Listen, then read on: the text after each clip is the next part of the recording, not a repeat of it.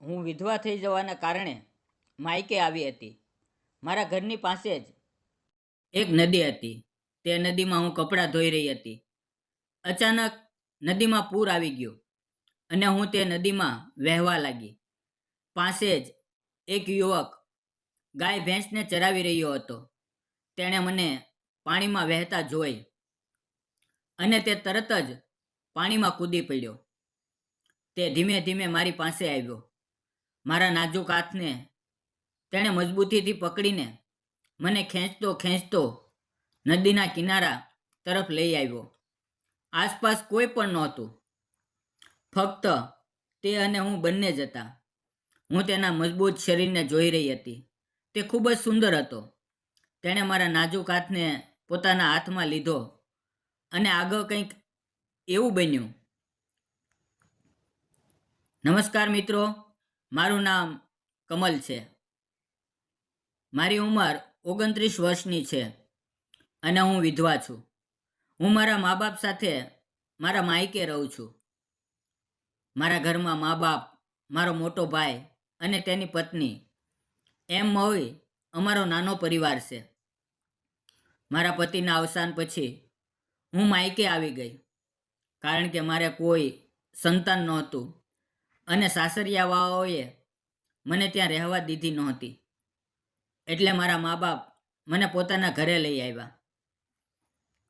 અમારું ગામ બહુ નાનું છે, એક નાનકડા કસ્બા જેવું, અને અમારા ઘરથી થોડે અંતરે એક નાની નદી છે.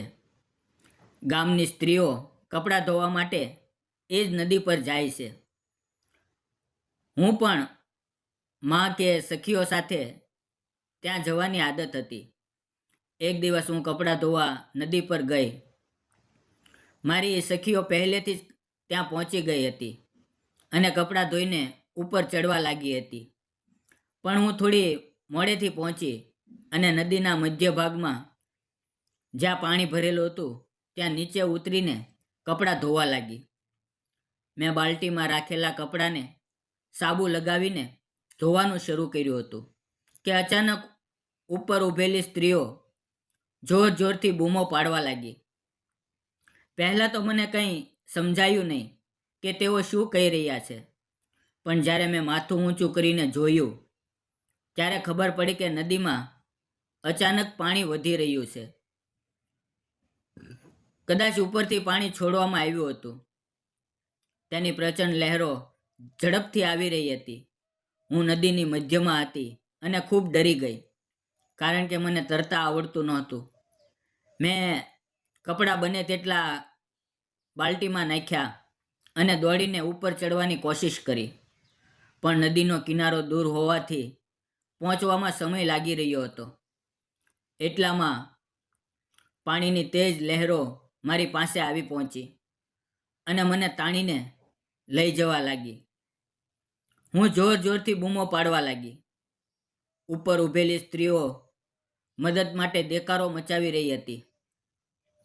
પાણીના ભયાનક પ્રવાહથી હું ધીમે ધીમે વહેવા લાગી. મારા નાક, મોઢામાં પાણી ભરાઈ જતું હતું. હું હાથ પગ ચલાવી કોઈ લાકડાને પકડીને પોતાને રોકવાની કોશિશ કરતી હતી. હું ખૂબ ગભરાઈ ગઈ હતી. એટલામાં નજીક જ એક યુવક જે ગાય ભેંસ ચારતો હતો, તેણે મને પાણીમાં વહેતા જોઈ. તે નદીના કિનારે કિનારે મારી સાથે દોડવા લાગ્યો. તેને મારી હાલત સમજાઈ ગઈ. હું તેની તરફ જોઈને બચાવવાની વિનંતી કરવા લાગી. થોડી જ વારમાં તેણે પોતાના શરીરના કપડાં ઉતારી દીધા અને હિંમત સાથે પાણીમાં કૂદી પડ્યો. પાણી ખૂબ જ ઉફાળું હતું. મોટા મોટા ઝાડ, લાકડા વહેતા આવી રહ્યા હતા. પ્રવાહનો વેગ એટલો ભયાનક હતો કે નીચે ખેંચતો હતો.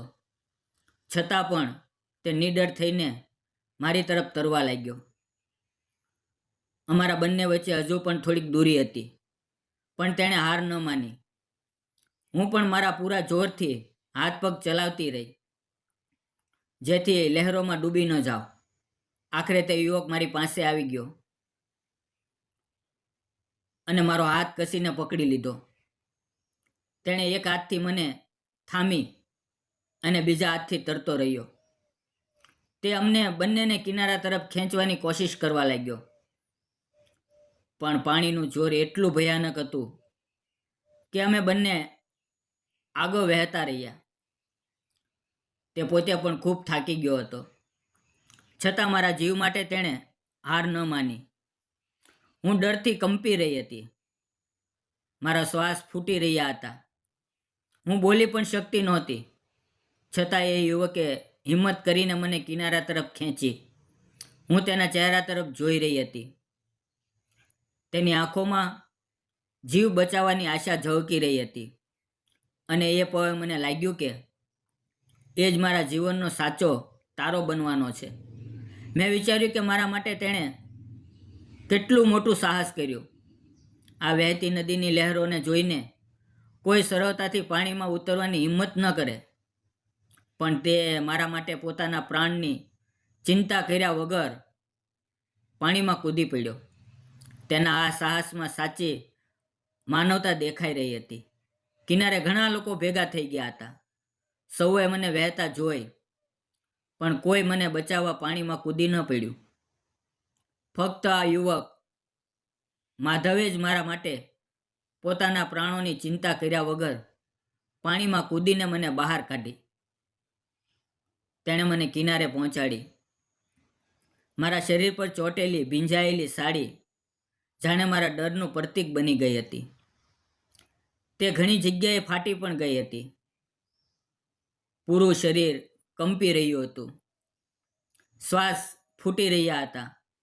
અમે લગભગ અડધો કિલોમીટર પાણી સાથે વહેતા ગયા. પાછળથી લોકો દોડી દોડીને આવ્યા. મારા માતા પિતા અને ભાઈ પણ આવી ગયા. મને જોઈને તેઓ રડવા લાગ્યા. મમ્મીએ મને ગળે લગાવી લીધી. પપ્પાએ મારા માથા પર હાથ ફેરવ્યો. તેમને સમજાઈ ગયું કે મારી જાન બચાવનાર આ યુવક માધવ જ છે. મારા મા બાપ માધવનો આભાર માનવા લાગ્યા. પપ્પા બોલ્યા, માધવ, તું હતો એટલે જ આજે મારી દીકરી કમલ બચી ગઈ, નહીતર આજે કાંઈ પણ થઈ શકતું હતું. એટલું કહીને તેણે માધવ સામે હાથ જોડ્યા. પણ માધવ સાદાઈથી હસીને બોલ્યો કે આમાં એટલું શું છે? માનવતાના નાતે જેટલું બન્યું એટલું કર્યું. એ દિવસે ઘરના લોકોએ મને ઘરમાં જ રોકી લીધી. 2-3 દિવસ બહાર જવા દીધી નહીં. મમ્મીએ મારી નજર ઉતારી. મારો ભાઈ પણ મારી માટે જીવ છાંટતો હતો. આમ થોડા દિવસો વીતી ગયા, પણ એ દિવસની યાદ આંખો સામે આવી જતી. માધવનું મજબૂત શરીર તેજ ધારા વચ્ચે તરતો તે મારી તરફ આવતો. મારા નાજુક હાથને કસીને પકડીને મને નદીમાંથી બહાર કાઢતો. તેની એક ટક નજર, આ બધું હું ભૂલી શકતી નહોતી. મને લાગવા લાગ્યું કે કદાચ તેના પ્રત્યે મને કંઈક અલગ અનુભવ થવા લાગ્યો છે. થોડા દિવસો પછી મમ્મી પપ્પાએ કહ્યું, ચાલ માધવને આપણા ઘરે જમવા બોલાવીએ. આ સાંભળીને હું ખુશ થઈ ગઈ. રવિવારે મમ્મી પપ્પાએ માધવને ઘરે જમવા બોલાવ્યો. ખાસ ભોજન બનાવ્યું. રોટલી, શાક, દાળ, ભાત અને શ્રીખંડ. હું અંદરથી ઉત્સુક હતી. થોડા સમય પછી દરવાજે જોયું તો માધવ બળવાન કાયા અને રોબદાર વ્યક્તિત્વ સાથે આવ્યો હતો. હું અંદર ભાગીને પાણીનો લોટો લઈને બહાર આવી. જ્યારે મેં તેના હાથમાં પાણીનો લોટો આપ્યો ત્યારે તેણે મારી તરફ જોયું અને મેં પણ સ્મિત કરી. તેણે પણ સ્મિત આપ્યું. મમ્મી પપ્પા બહાર આવ્યા. માધવ માટે ચટાઈ પાથરી. માધવ બેસ્યો. મમ્મીએ તેને પાણી આપ્યું. પછી વાતચીત શરૂ થઈ. મમ્મીએ મને ચા લાવવા માટે કહ્યું. મેં કપમાં ચા નાખી અને માધવને આપી. તે ત્યારે પણ મારી તરફ એક ટક જોઈ રહ્યો હતો. માધવ બોલ્યો, અરે આટલું બધું ભોજન બનાવવાની શું જરૂર હતી? પણ પપ્પા એ હસીને બોલ્યા, શું રે માધવ, અમારી દીકરીને સુરક્ષિત રીતે પાણીમાંથી બચાવીને લાવ્યો એ જ અમારા માટે સૌથી મોટું છે. બાકીની વાતોનો કોઈ અર્થ નથી. મમ્મીએ પ્રેમથી તેને ખવડાવ્યું. હું પણ મદદ કરતી હતી. પપ્પા અને માધવે પેટ ભરીને ભોજન લીધું. થોડી વાતો થઈ અને પછી માધવ જવા લાગ્યો. જતાં જતાં તેણે ફરી મારી તરફ જોયું. અમારી નજરો મોઈ અને અમે બંને સ્મિત કર્યું. એક ક્ષણે મને ખાતરી થઈ ગઈ કે માધવ ફક્ત ગામનો સામાન્ય યુવક નથી, પણ મારા જીવનમાં એક વિશેષ સ્થાન લેવા આવ્યો છે. માધવના જતા રહ્યા પછી મા બાપે તેનો ઉલ્લેખ કર્યો અને મને કહેવા લાગ્યા કે માધવ સ્વભાવથી બહુ સારો છે, પણ કિસ્મતે તેને મોટું દુઃખ આપ્યું છે, કારણ કે તેની પત્નીનું થોડા વર્ષો પહેલાં જ અવસાન થયું હતું અને તે એકલો જ રહે છે. તેના ખાવા પીવાના અને રોજિંદા કાર્યોમાં ઘણી મુશ્કેલીઓ થાય છે. ઘરે ગાય ભેંસ છે, તેની સંભાળ પણ તે એકલો જ કરે છે. આ સાંભળીને મારું મન હલ્લી ગયું. મને તેના માટે દુઃખ થવા લાગ્યું અને હું વિચારવા લાગી કે એટલો સારો સ્વભાવનો માણસ એકલો કેવી રીતે રહે છે. એક દિવસ જ્યારે હું સવારે કપડાં ધોઈ રહી હતી, ત્યારે માધવ ગાય ભેંસ ચરાવવા ખેતરમાં ગયો. અમારા બંનેની નજરો મોઈ. હું કપડાં ધોતા ધોતા છુપાઈને તેને જોઈ રહી હતી અને તે પણ ક્યારેક મારી તરફ તીરછી નજરે જોઈ લેતો. થોડા દિવસો એમ જ વીતી ગયા અને હવે અમારી નજરો રોજ મળવા લાગી. ધીમે ધીમે અમારી વચ્ચે ઓળખાણ વધવા લાગી. હું ઘરેથી કશુંક ખાવાનું ટિફિનમાં છુપાવીને તેના માટે લઈ જતી. તે ઝાડ નીચે બેસીને ખાતો અને હું નદી પરથી પાછી આવતી તે વખતે ખાલી ડબ્બો લઈને ઘેરે મૂકી દેતી. મને લાગવા લાગ્યું કે હું તેની તરફ આકર્ષિત થવા લાગી છું. હું જાણી જોઈને કપડાં ધોવા મોડી જતી, જેથી બધી સ્ત્રીઓ કપડાં ધોઈને ચાલી જાય અને ત્યાં ફક્ત હું અને માધવ જ હોઈએ. આવું જ એક દિવસ બન્યું. હું કપડાં ધોઈને બાલ્ટી લઈને ઉપર ચડી રહી હતી, ત્યારે માધવ નજીક ગાય ભેંસ ચરાવતો હતો. હું જાણી જોઈને તેની પાસે જઈને ઊભી રહી ગઈ. તે પણ મારી તરફ જોઈને સ્મિત કર્યું. થોડી વાર પછી હું તેની પાસે બેસી ગઈ અને અમે બંને એકદમ નજીક બેસીને એકબીજાની આંખોમાં જોવા લાગ્યા. આસપાસ કોઈ નહોતું. ત્યારે માધવે મારો નાજુક હાથ પોતાના હાથમાં લઈ તેને ગૌરથી જોયો.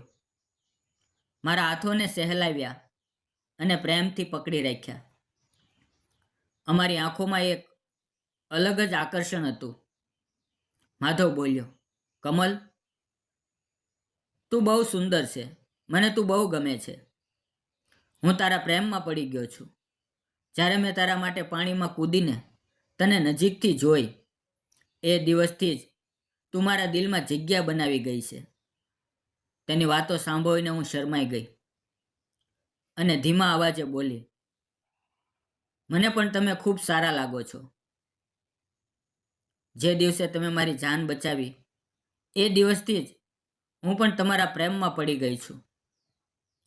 તમારું રોબદાર વ્યક્તિત્વ, તમારું સાહસ, તમારો સ્વભાવ અને તમારી દરેક વાત મને આકર્ષિત કરે છે. અને અમે એકબીજા પ્રત્યેના પ્રેમનો ઇઝહાર કર્યો. થોડા સમય પછી હું શરમાઈને ઊભી થઈ ગઈ. કપડાની બાલ્ટી માથે રાખી અને ઘરે પાછી આવી. આમ જ અમે કેટલાય દિવસો મળતા રહ્યા, વાતો કરતા રહ્યા. પણ હવે મને લાગવા લાગ્યું કે આ બધું છુપાવવું યોગ્ય નથી. તેથી એક દિવસ મેં અને માધવે નક્કી કર્યું કે અમારે લગ્ન કરવા જોઈએ. તેણે હિંમત કરીને સીધું મારા મા બાપ સમક્ષ લગ્નની વાત મૂકી.